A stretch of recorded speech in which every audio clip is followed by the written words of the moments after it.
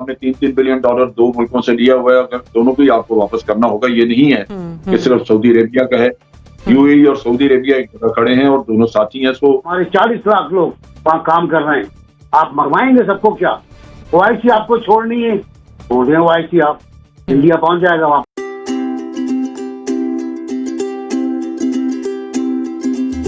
वक्त आ गया है कि ओआईसी इस आंख मचोली से बाहर निकले। ओआईसी के मामले पर वुज़रा की सतह पर इजलास ना बुलाया गया तो वो वज़ीर-ए-आज़म इमरान खान से दरख्वास्त करेंगे कि इसके बगैर ही इस मामले पर मुसलमान ममालिक का इजलास बुलाया जाए। अब फॉरेन मिनिस्टर की तरफ से जिस तरह का बयान सामने आया है, पाकिस्तान की खारजा पॉलिसी में कोई बड़ी तब्दीली आ रही है। जनरल साहब, इस बयान के बाद आप समझते हैं कि कुछ पॉजिटिव हलचल होने जा रही है हमारी फॉरेन पॉलिसी में? अरे मेरा नहीं ख्याल कि ये कोई तब्दीली बहुत बड़ी आएगी, और अगर ओआईसी हमें उस पर सपोर्ट नहीं कर सकती और अपनी मसलियतों का शिकार है तो लाज़मी बात है कि हमें ऐसी ओआईसी हमें कबूल नहीं है। हमें अपने लिए और रास्ता चुनना। लेकिन जहां मसला है वो ये है कि ये प्रैक्टिकेबल है नहीं। उसकी वजह दो वजूहात हैं। पहली तो ये कि हम एक तो इनसे नेचुरली हमारे माली मुफादात हैं, हमने कर्जे लिए हुए हैं। मिसाल के तौर पे कर्जे उनके वापस करने का अगर कोई जरिया बन भी जाए, हम अदा भी करते हैं, तो बेशुमार पाकिस्तानी है जो इन रियासतों में काम करते हैं, और आपको इन रियासतों का पता है वहां पे कोई डेमोक्रेसी तो है नहीं, बादशाहत है जिनका एक हुक्म चलता है, और अगर वो एक अपने पैन की एक जुम्बिश से सारे लोगों को उठा के बाहर करते हैं तो बिल्कुल वो बाहर आ जाएंगे। और पाकिस्तान में पहले ही लोगों के माशी हालात इतने बिगड़े हुए हैं कि हमें ये कदम उठाने से पहले सोचना होगा कि बहुत बड़ी तादाद में अगर पाकिस्तानी मिडल ईस्ट से जो रोजगार अब दोबारा उनका कुछ चलने के कुछ नजर आते हैं इम्कानात, तो वो अगर खत्म हो गए तो उन लोगों को कौन संभालेगा यहाँ। और कर्जे का तो ठीक है कि आपने $3-3 बिलियन दो मुल्कों से लिया हुआ है, अगर दोनों को ही आपको वापस करना होगा। ये नहीं है कि सिर्फ सऊदी अरेबिया का है। यूएई और सऊदी अरेबिया एक जगह खड़े हैं और दोनों साथी हैं। सो अगर आप $6 बिलियन वापस करने का इंतजाम कर भी लें तो ये चीज आप ध्यान में रखिए कि लोगों की बेकारी बहुत बढ़ जाएगी बहुत सारी दुनिया में से, और उसके साथ साथ जो आपको रेमिटेंसेस आती हैं वो भी बड़ी हद तक आपकी कम हो जाएंगी। लिहाजा हमें शायद अपनी पुरानी पॉलिसी पे ही थोड़ी बहुत तब्दीली करके तो आगे पीछे करना पड़े। ये मुमकिन शायद ना हो सके कि हम ओआईसी को छोड़ के इन मुल्कों की ख्वाहिशात के खिलाफ उनको छोड़ के तो अपने लिए एक रास्ता अलग कर लें। ये चीज पहले भी बड़ी मंजरे आम पे आई थी जब कोलालमपुर में एक कॉन्फ्रेंस हो रही थी जो महातीर मोहम्मद ने बुलवाई थी, और उसमें मुल्क शामिल थे और हमने जाने से इनकार किया क्योंकि सऊदी प्रेशर था हमारे, और हम इग्नोर नहीं कर सकते। तो ये सूरत हाल दोबारा भी आपके साथ आ सकती है।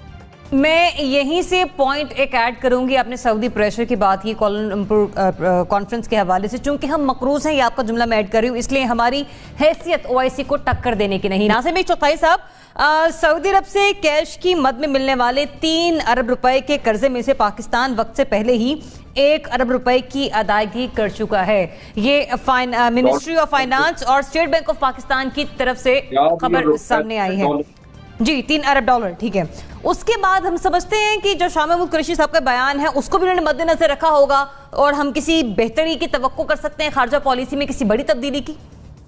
जब 5 अगस्त को सकूत कश्मीर हुआ, सकूत कश्मीर में बार बार कह रहा हूं, सकूत कश्मीर हुआ तो यही शाह महमूद कुरैशी मुजफ्फराबाद गए और वहां इन्होंने सहाफियों को इसी सवाल पे डांट दिया था और ये कहा था कि आपको समझ नहीं आती मेरी बात कि हमने इतने पैसे उनसे लिए हुए, हमारे 40 लाख लोग वहां काम कर रहे हैं, आप मरवाएंगे सबको क्या? आप लोग जर्नलिस्ट हैं क्या है? ये शाह महमूद कुरैशी का स्टाइल था। और आज वो कल किसके कहने पे ये बात कह रहे थे मुझे नहीं पता।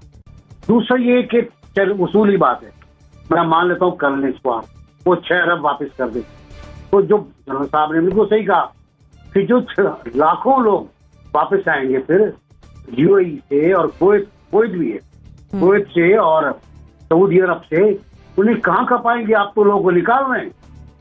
71,000 तो कल गए आप निकालने के लिए, उससे पहले और लोग निकाल चुके हैं आप।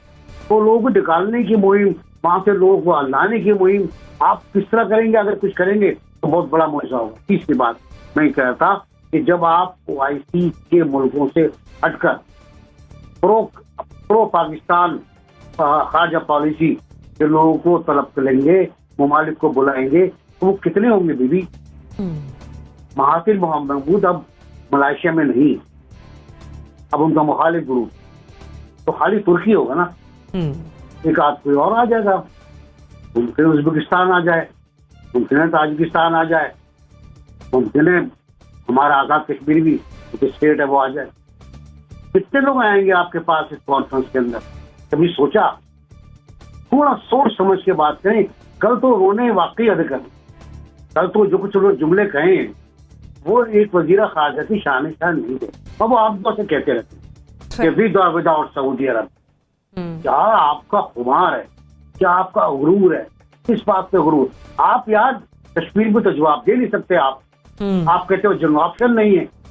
मैं कहता हूँ जंग ऑप्शन है, लेकिन हम जंग नहीं करना चाहते, हम जंग नहीं करना चाहते, जंग ऑप्शन नहीं है। ओके फाइन गुड, ये तो सही है, लेकिन हम जंग के मुतामिल नहीं हो सकते। ये जुमला तो बिल्कुल ही गलत है, और यह खारजा पॉलिसी का जुमला भी नहीं है।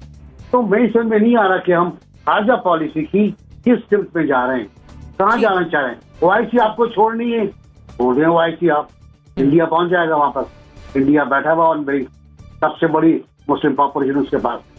रजा साहब एनबीसी फरमा रहे हैं कि आलमी सियासी हैसियत हमारी ऐसी नहीं है, स्पेशली अगर इकोनॉमिकली अपने आपको देखें कि हम दुनिया की आंखों में आंखें डालकर खड़े हो सकें। फिर फॉरेन मिनिस्टर का ये बयान, आप समझ रहे हैं कि कोई बेहतरी की कोई बड़ी तब्दीली आ रही है इस खारजा पॉलिसी में? देखिए, मेरे तो ख्याल से कोई खास तब्दीली नहीं आ सकती। बात यह है कि वो क्या कर लेंगे, सऊदी अरेबिया का तो कुछ नहीं बिगाड़ सकते हम।